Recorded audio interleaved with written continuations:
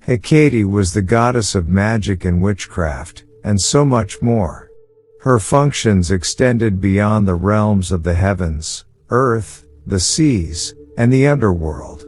The goddess Hecate is one of the lesser-known goddesses of the Greek pantheon. Child of Perses and Asteria, she was the only Titan to retain her control under Zeus' reign. Hecate's powers transcended the boundaries of the sky, the earth, the seas, and the underworld. Although there are few myths about the goddess Hecate, her tales reveal a lot about her spheres of influence. During the Roman era, many of her attributes fell in the realm of the underworld. Yet, she also controlled elements that placed her firmly in the light. The goddess possessed extensive powers, which were later assimilated by other deities. Hecate could bestow wealth and blessings on her worshippers, yet she could also withhold these gifts if she were not adequately worshipped. This article will explore who Hecate was and what her attributes and symbols were. The origins of Hecate. Classical scholars dispute the origins of Hecate's worship in ancient Greece. For many, the goddess worship has a pre-Greek origin, while for others, it originated in Thrace. Among the theories, the most popular is that Hecate was accepted into Greek religion from the Carians in Asia Minor. According to scholars, it is believed that the goddess came to Greece during the Archaic Age. The presence of Hecatean worship in Caria is attested by the number of cult sites dedicated to the goddess. The most prominent of these was in Lagina. However, due to these Anatolian cult sites' late dates, other classicists argue that an Anatolian origin is impossible for the goddess. In the ancient sources, Hecate first appears in Hesiod's Theogony in the 7th century BCE. Hesiod only mentions her parentage and role in the Gigantomachy, where she slew Clytius. However, she is conspicuously absent from the Homeric epics. Hecate's depiction in the Homeric hymn to Demeter is perhaps her most well-known literary appearance. In the hymn, Hecate and the sun god, Hyperion, hear Persephone's cries when Hades abducts her. After Demeter had searched for her daughter for 9 days, Hecate came to her on the 10th with a torch in her hands. The goddess told Demeter all she had heard but did not know who had taken her daughter. Once Persephone was reunited with Demeter, Hecate embraced the girl. She would become Persephone's companion in the underworld when the girl returned to Hades each year. A standard iconographic reference to this myth is Hecate carrying a torch. Hecate's divine duties. Hecate's scope of divine duties was extensive in ancient Greek religion. She was most notably the goddess of magic, witchcraft, the night, light, ghosts, necromancy, and the moon. Further, she was the goddess and protector of the oikos, and entranceways.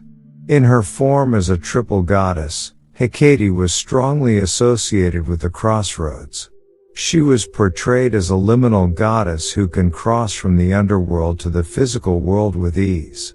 Her liminality stemmed from her parentage and mythology, where she was able to move between her position as a titan and a goddess. This liminality is attested to by her epithets and cult titles such as Enodia, on the way, Trodia, frequenter of the crossroads, and Propylaea, of the gates.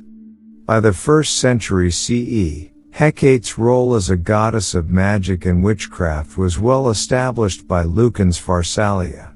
The witch, Erecto, in the Pharsalia invokes Persephone as the lowest aspect of Hecate. It is in the Pharsalia that we find the hag-like attributes given to Hecate. Her retinue included the Lampades, or nymphs of the underworld, and ghosts. According to mythology, the Lampades were a gift from Zeus after her loyalty to him during the Titanomachy. The Lampades carry torches and accompany the goddess on her nocturnal travels.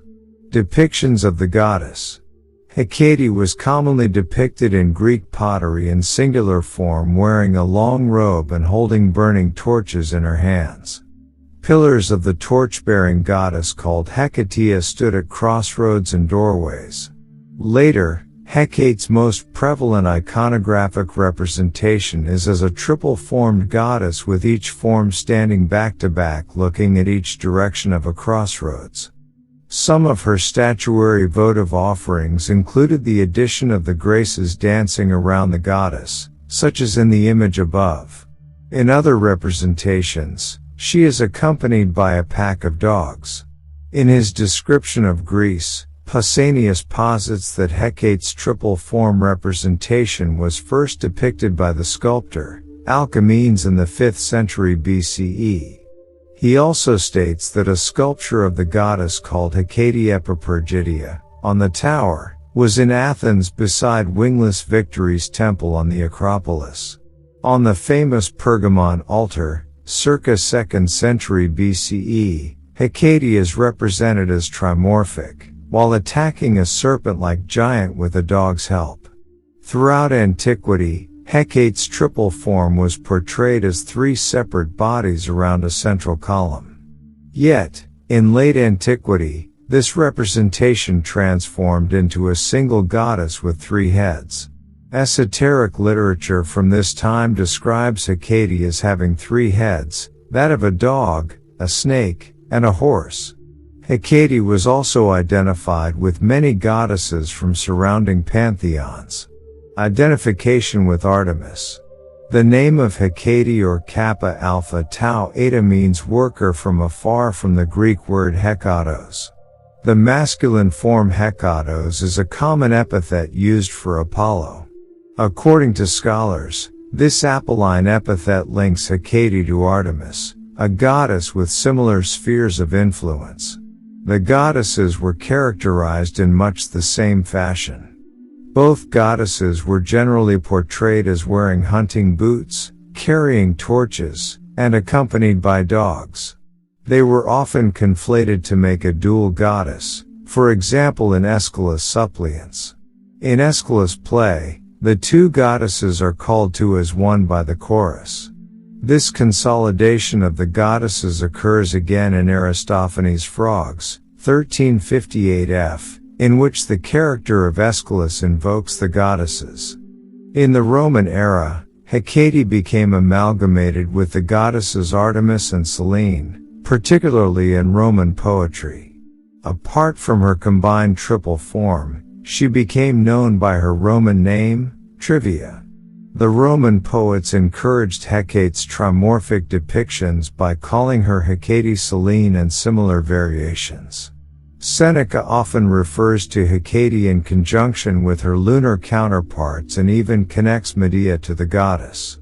Early ancient sources connected Hecate with Iphigenia, the daughter of Agamemnon. According to Pausanias, Hesiod stated that Iphigenia was not killed but rather became Hecate by the will of Artemis. In this identification, Hecate was sometimes associated with a goddess whom the Tauri worshipped as Iphigenia.